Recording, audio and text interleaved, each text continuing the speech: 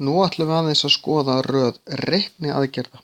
Þar af leiðandi í hvaða röð við reiknum dæmin ef að það eru mismunandi aðgerðir að finna í dæmunum.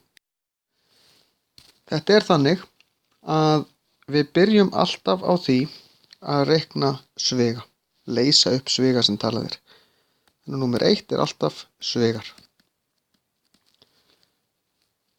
Númer 2 er sinnum eða deiling, margföldun eða deiling, stundum margföldun og deiling, og síðast er það plús eða mínus. Þessar reglur verðum við bara að kunna.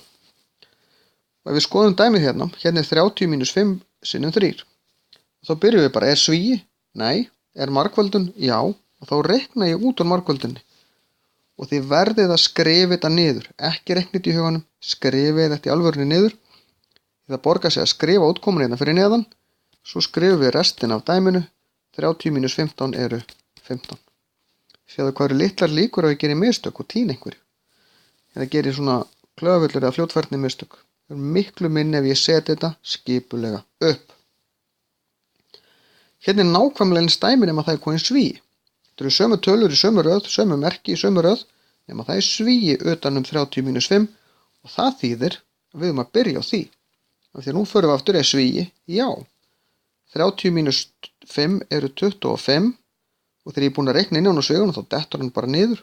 Ég má alveg setja sviga utan 25, það breytir bara engu. Sinnum 3, 25 sinnum 3 er 75. Sjáðu hvað svíin hefur mikil áhrif á útkomuna.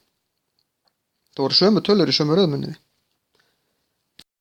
Hérna ger ég nákvæmlega eins. Er svíi? Já, utan tölurnar, ég nota þá ekki beint, þá ger ég fyrst sinnum og þá ger ég það frá vinstri til hægri eins og ég les dæmið. Þannig ég byrja á mínus 5 sinnum mínus 3, 5 sinnum 3 er 15, hvað er margir mínusar? 2, þá er þetta plústala, svo skrifa ég mínusinn, 8 sinnum 2 eru 16, 2 mínusar er þá plús eða mínus, það er plús, þannig að hér er ég með 15 mínus 16 sem er mínus 1. Skrifa niður hvað ég er að gera. Það er lykilatriðið í þessu öllu saman.